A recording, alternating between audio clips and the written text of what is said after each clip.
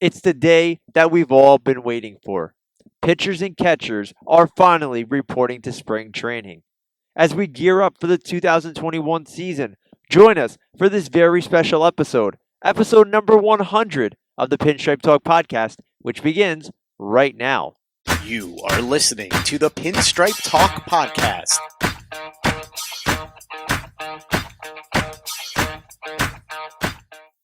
Hello, everybody, and welcome to yet another edition of the Pinstripe Talk podcast, powered to you by Delahanty Media. I am your host, Nick Delahanty. This is a very special episode, and before we get into that, I just want to say happy spring training, everybody. The New York Yankees pitchers and catchers are reporting to their minor league facility in Florida to get spring training going over the next few weeks. The Bronx Bombers will gear up for a title run in 2021. Very exciting times, very exciting things happening. And as I mentioned in the intro for our show, today's a very special day for us.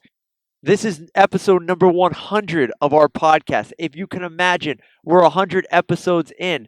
It's crazy how back on August 5th, 2018, we started this podcast just to talk to you guys about what we were thinking in terms of the New York Yankees and how much it's grown ever since.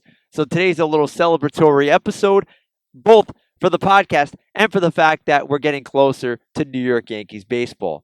Before we get into today's action, reminder, follow us on social media at Pinstripe Talk ND on Twitter. My personal account at Nick Delahanty. No underscore anymore. Mentioned on the last show. Got rid of the underscore, a little more professional.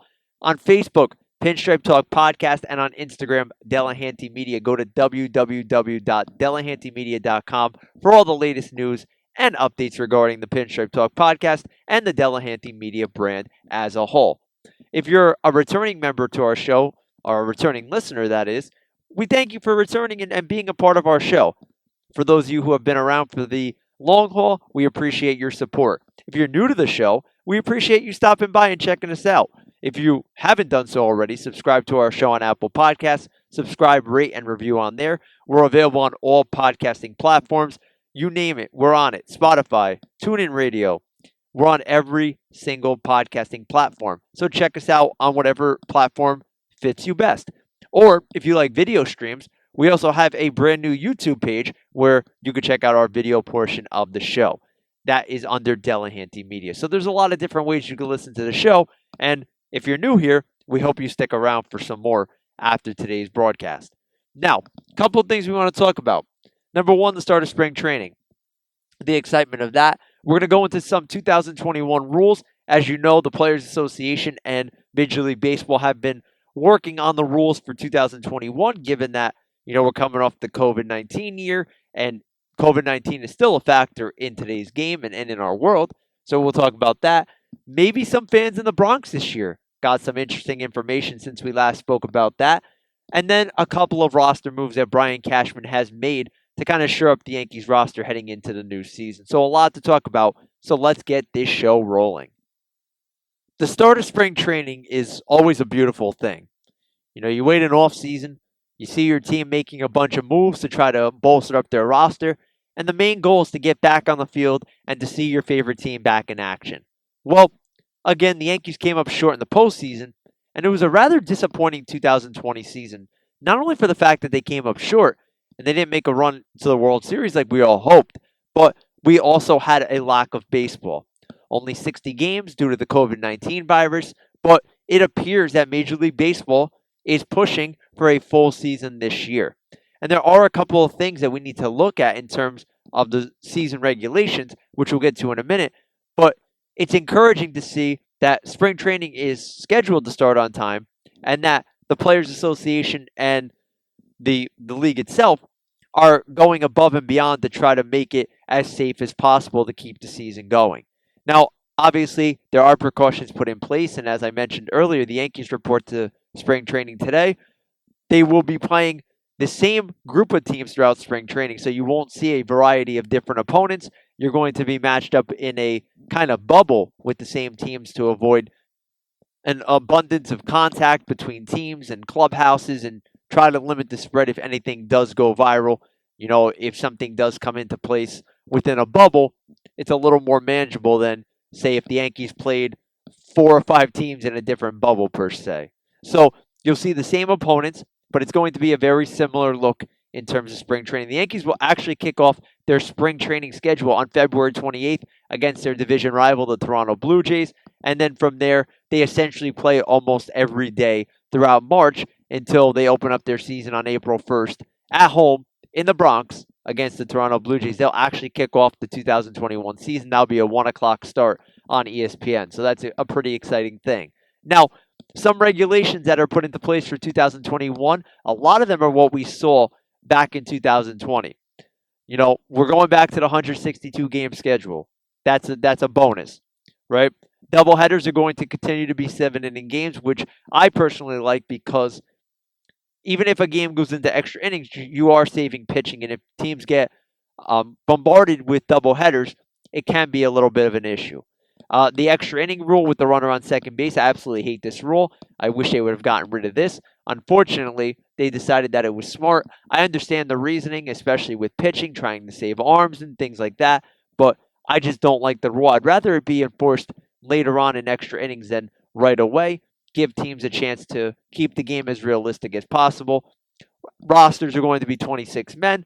It will expand to 28 in September.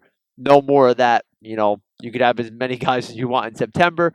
We saw that last year it was limited. I guess the extra guys do help a team, especially those teams in playoff contention. Maybe you have another pitcher, maybe another backup infielder or outfielder. You can use it in multiple different ways. And teams are allowed to carry 5 taxi squad players that go on road trips. So if there is a need to fill a void on the roster, you have players in that arsenal that you can utilize.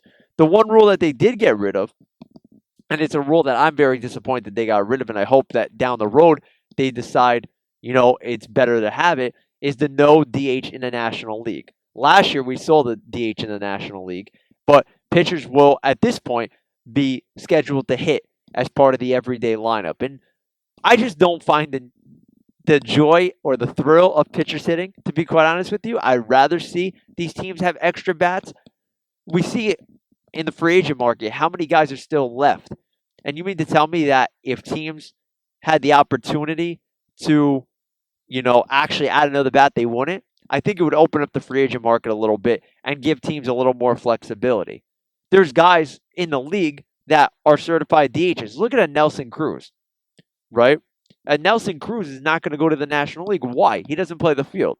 He's a very good hitter for what he does, but he's basically subject to be a DH. So you're limiting guys from having potential suitors by this no DH. And I think that hurt the free agent market as well, because if you're a team like, say, the New York Mets, right? You're a competing team. You're really not going to find a guy that's going to fit that DH void because you don't even know if it's going to happen. So for them, a guy like a Nelson Cruz would probably fit in anybody's lineup. Maybe they would have had interest. They had money to spend this offseason, but the uncertainty of that kept the team like the Mets out of it. So it is a little bit of an uncertainty. And you see guys like Marcell Ozuna, whom teams feel could be a better DH. Their markets were kind of limited. So it does hurt the players a little bit. I wish they would have kept this rule. But unfortunately, as of now, it doesn't look like that's going to stand and pitchers will hit.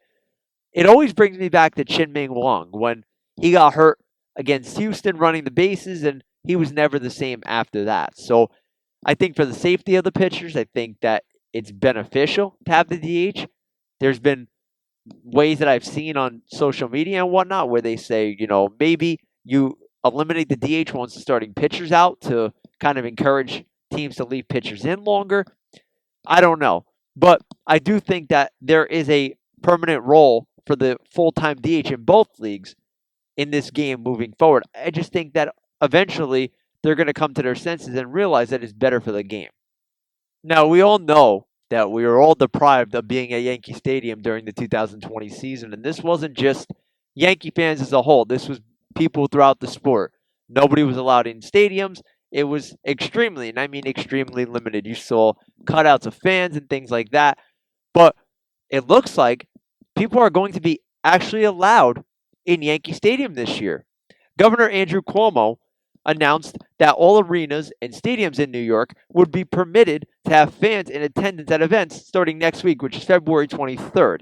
So now there are restrictions to this, as we kind of figured there would. It's a strict 10% capacity limit in arenas and stadiums with more than 10,000 in-person total capacity. And fans who do attend will need to provide a negative PCR coronavirus test 72 hours prior to attending. And of course, you have to have your temperature checks and assigned seating and masks and all that, but it's a step in the right direction. For the Yankees, that means it'd be about 5,400 fans in attendance. If you're looking at it in context, the Mets, who share the city of New York, would have about 4,200 fans. The limits could change as, more vaccinations come about, but this is an opening kind of move from Andrew Cuomo. The Yankees did release a statement on this declaration saying that Governor Cuomo's announcement was an encouraging first step, that they thank the governor for his leadership and will continue to engage his office in productive dialogue moving forward. And of course, the safety of everyone who enters Yankee Stadium remains their top priority, and they'll work diligently and in lockstep with the governor to ensure that all precautions and procedures are being followed as we lead up to the 2021 season. And for the Yankees, obviously, this is a great thing for them. This is a great thing for teams that can have fans in attendance. Why? It's revenue. Even if it's a limited capacity, they'll be able to have people come to games. They lost a lot of money last year by not having fans. So you start off with a limited capacity, and you hope that as the season goes on, that number goes up as hopefully the coronavirus starts to die down a little bit. I know we've been saying that for a long time now, but you have to be hopeful that that's the case. So it's a good start. Governor Cuomo seems to be really in on this. Both the Yankees and Mets have served as a vaccination center, both stadiums, which is great for the city of New York and its residents to get vaccinated and start to hopefully cure the virus as we go along. So I feel like the city is working diligently to make sure everybody's safe and that they're starting to open things up a little bit to see how it goes. Trying to get closer to real life, it's a tricky situation, but I think they're taking the right steps to try to make it possible. And nobody's forced to go to the stadium. If you don't feel comfortable, obviously, you can watch from home.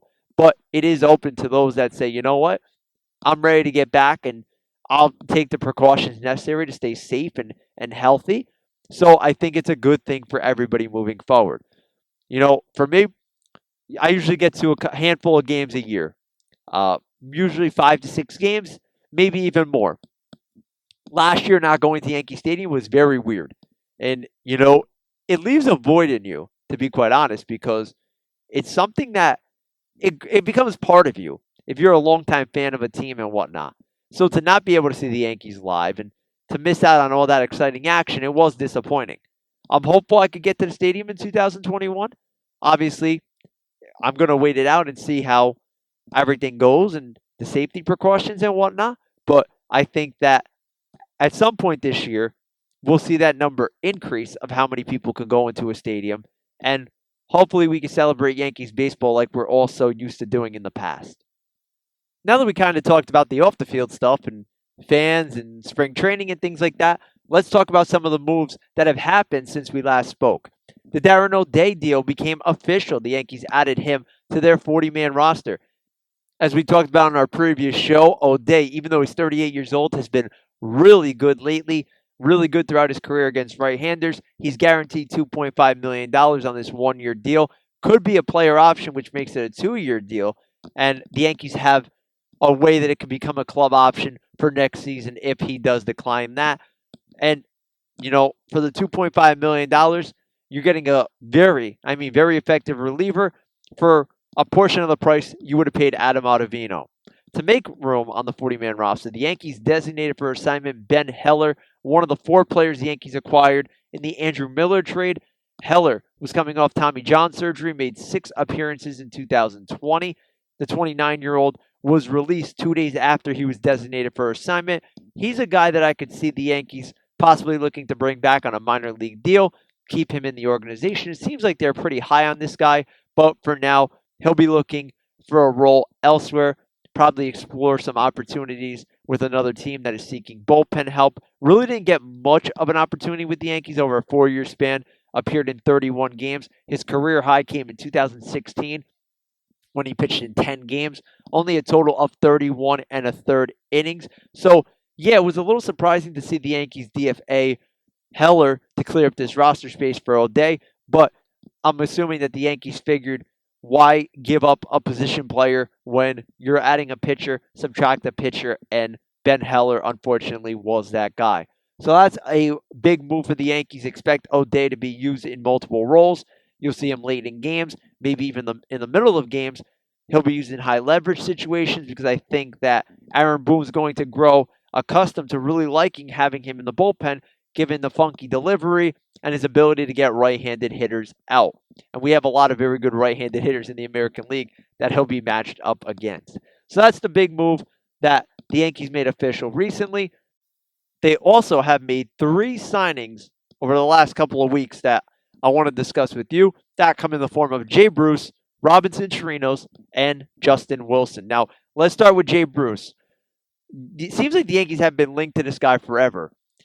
Back a couple of years ago when he was with the Mets, it appeared that the Yankees had a trade in place to acquire Bruce. That fell through. He ended up going to Cleveland. Then he, circled his way back to the Mets. The guy's been around. Very good hitter. 318 homers over his 13-year career. 245 average. He'll be entering his age 34-year-old season. And I saw a lot of things on social media. People were really upset about this move. But to me, I understand this move very much so. First of all, it's a minor league deal. Bruce will come into spring training and he'll compete for a roster spot. As a left-handed hitter, guy who has experience at both corner outfield positions and at a little at first base, he could provide some versatility for this Yankee team. Essentially, if you're reading into this, it comes down to this. Jay Bruce will compete for the final left-handed bat spot on the roster with Mike Ford. It will come down to those 2 guys, and whoever has the better spring will earn the spot. So for the Yankees to bring in Bruce to see if he can make a roster spot, it's really a low-risk, high-reward type of deal. If you can get him to play a couple of days a week, he hits a couple of homers for you, is productive at the plate, plays decent defense, you'll take that every single day. And the versatility is one thing that he has over somebody like Mike Ford because he can play right field, he can play left field, he can play first base. And most of the time, if you're looking at it, you can play DJ LeMahieu at first base and then use Jay Bruce maybe in an emergency situation there, or if you like a certain matchup, really mix and match with the lineup. Do I think Jay Bruce makes the Yankees opening day roster? I don't know. Over the last couple of years, he's been solid in terms of power numbers. Really not going to hit for much average, but at Yankee Stadium, it may be a really nice fit. If I'm looking at it, if I'm a betting man about it, I would say that Ford does edge him out. I think that there are more moves to come, and I'll talk about them in a little bit. But I like the idea. I like the gamble on it. Because if he comes in and has a really good spring, you give him a chance on opening day to be on the roster. You have a solid veteran left-handed hitter you could pitch hit. You have a guy that you could play in the field a couple of days a week. And if he gives you something offensively, it's a major boost. So for a low-risk type of deal like this, it makes a lot of sense. Right now, if I'm them, I would say that Mike Ford still has a little bit of an edge. I just have a gut feeling about that. There's no documents or data behind that. But I think that Bruce comes in and will challenge for a spot. And if spring goes right for him, we could definitely see him on the opening day roster. So that was a move that I really liked when I heard about it. Really no risk, high reward type of deal. Another move that Yankee fans kind of snapped at, which I don't understand, is signing Robinson Chirinos to a minor league deal. Now, Chirinos is a depth move. Simple as that. A 9-year veteran, they sign him to a minor league deal, has a bunch of opt-outs for him so he can test the market, try to find the big league spot if it doesn't work out. Why did the Yankees make this move? It's very simple. Number one, they had Eric Kratz last year. They stashed him in the minor leagues. That was depth in case somebody gets hurt, especially Gary Sanchez. Now, Chirinos, really didn't hit much last year, was with the Mets and Rangers, but he does have experience with Garrett Cole. Now, I didn't read much into this one. When I saw it, I was, happy that they brought in depth. Never hurts to have too much depth. I try to forget the fact that Chirinos bashed Yankee fans a couple of years back, was part of that whole cheating scandal thing. I try to forget that. But the guy's a quality backstop, career 231 hitter, not really going to wow you offensively, but is good with handling pitching staffs, could be used as a depth piece for this Yankee team. And you know what? Take it as it is. The guy is depth in case somebody gets hurt. We all know the Yankees' injury history. So adding Chirinos to me made a lot of sense to have him into the mix, especially given that Kratz retired and you don't have that veteran presence that you had last year in case of an emergency. And the final move that the Yankees have announced recently was the signing of Justin Wilson. It looks to be a 1-year deal with a possible second year involved. The details really haven't been released, but this is from Buster Olney. He says that the structure of the deal will be a little more complicated to the amount for CBT issues with options involved. So the average value is expected to be around $2 to $3 million. And if you remember, Justin Wilson has a past history with the Yankees. Pitched for the club in 2015, was electric. 74 games, posted a 3.1 ERA, was one of their most valuable relievers that year.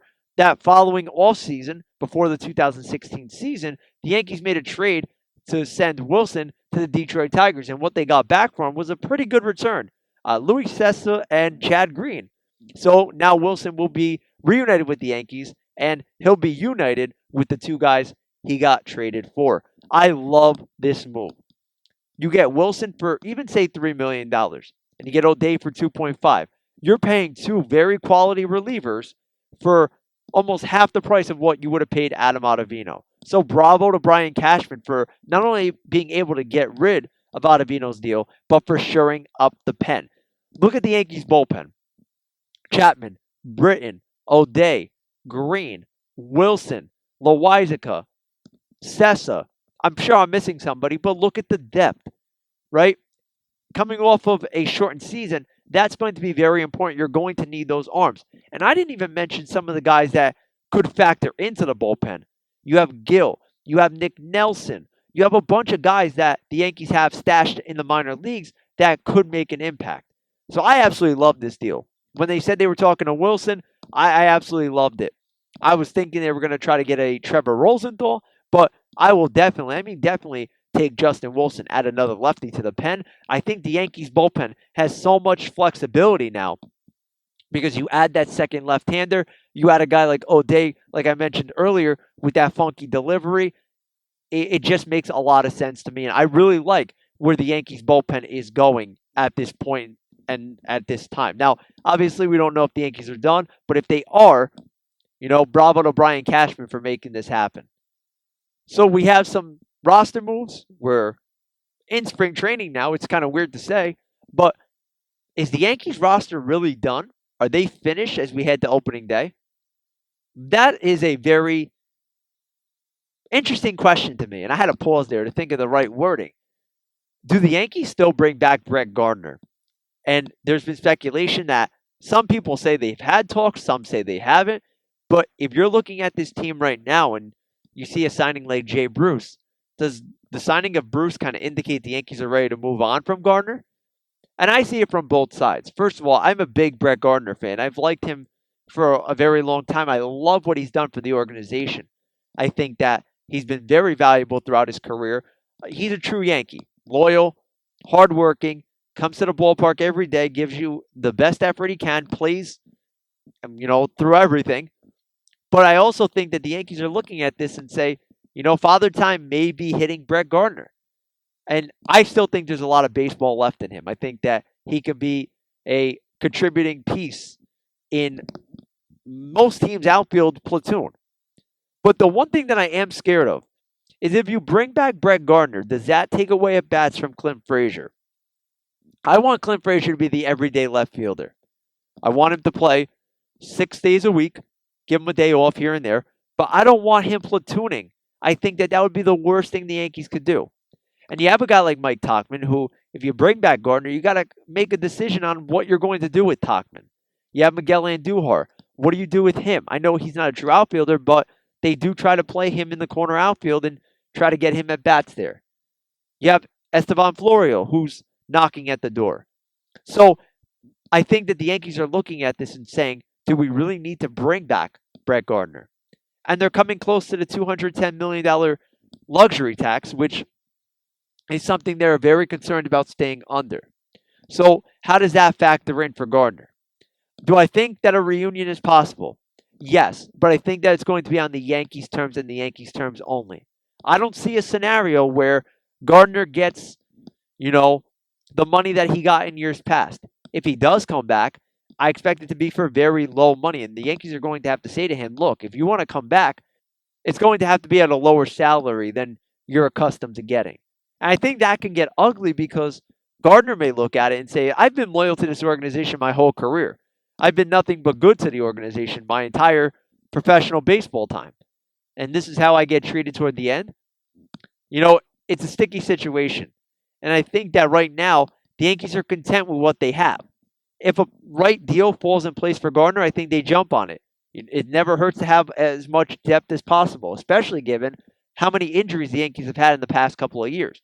But I don't want it to be a situation where Clint Frazier is kind of the one that gets hurt by all this because they take at bats away from him. I want to see what he can do on an everyday basis, and I think that he's earned that right. So as a fourth outfielder, if they can get Gardner back, sure. I think that means they trade Tauchman, but, only time will tell. I think that there's a reunion that is still possible, but as spring training comes along and as we move forward, unless a big-time injury occurs, it's becoming less and less likely. So it's something to monitor as we go along, and obviously, I don't think Brian Cashman ever shuts the door on anything because I think he understands that your roster is never fully complete. And that's why you see some minor league moves that they've made recently because of that. They're very diligent in what they do. They understand the process. They've been through it a handful of times. I think that if it makes sense for them, they'll pull the trigger. If they're ready to move on, you may see Gardner playing elsewhere, or he may simply decide to hang it up and retire as a member of the New York Yankees and play his entire career under one franchise. And before we kind of wrap up today's show, it's important to note James Paxton has gone back to the Seattle Mariners 1 year, about $8.5 million. The Mets were in on him, bid about $6 million, didn't pan out. Kind of interesting, Paxton goes back to the Mariners. They essentially won that trade. Paxton last 2 years here, injuries kind of derail his time as a member of the Yankees as they've derailed his entire career so far. Very disappointing, especially given that the Mariners got Sheffield and a couple other pieces for Paxton for 2 years to lose him and to get him back. But if you're the Yankees, he goes to a team like the Mariners. You can accept if he gets back on track. The Mariners aren't in the division. They don't seem ready to compete right now. So having Paxton there really doesn't change anything for the Yankees. He wasn't coming back. The price was too high. The Yankees found pitching elsewhere. So it wasn't going to happen, but it simply became a matter of where he was going to end up once that free agent domino fell into place. And it ends up being where he started his career in Seattle. And on that note, that is going to wrap up episode number 100 of the Pinstripe Talk podcast. Like I mentioned earlier, it is incredible that we are 100 episodes in. I can remember, and I was listening back, kind of reminiscing on things, to that first episode on August 5th, 2018, where we talked about Sonny Gray's struggles in the Bronx. That was something that broke my heart. I wanted it to work out so much, but it just unfortunately didn't. And to think how far we've come in the past 3 years almost to get to this point. Now, we're not done here. 100 is just a small milestone for something bigger. We have a lot more planned for you, and as the season comes closer, we have a lot more in store and a lot more episodes to come. And we thank you from the bottom of our hearts and from the bottom of my heart for taking the time out of your busy schedules to listen to me rant about Yankees baseball, whether good, bad, ugly. You're always there. You always come back. You always support, and we continue to grow, and that means the world to me. I'm a Yankee fan in New Jersey. I grew up learning how to bleed Yankee pinstripes, and to have the opportunity to talk about the team that I grew up loving on a regular basis means the world to me. Special thank you to Megaphone, our host for the show, Delahanty Media, for being our support team and just making everything possible. as we go and depart on this show, let's go win a World Series in 2021. Spring training's among us, and I am truly, I mean truly, fired up to get started. Continue to follow us on social media at Pinstripe Talk ND on Twitter, my personal account at Nick Delahanty. I always love talking Yankees baseball. If you see my timeline, it's kind of filled up with North Carolina basketball, but I'm getting into that Yankee talk. I'm excited for it. Follow us on Facebook, search up Pinstripe Talk Podcast. And as you know, our podcast available on all podcasting platforms, the big two, Spotify and Apple Podcasts. Subscribe, rate, and review on there. And then follow our YouTube channel. Search up Delahanty Media for our video stream of the show. With that all being said, episode number 100 is in the books. Hoping for 100 more to come in the very near future. Thank you once again. My name is Nick Delahanty, and this has been the Pinstripe Talk Podcast, powered by Delahanty Media. As always, let's go Yankees. We'll talk to you really soon.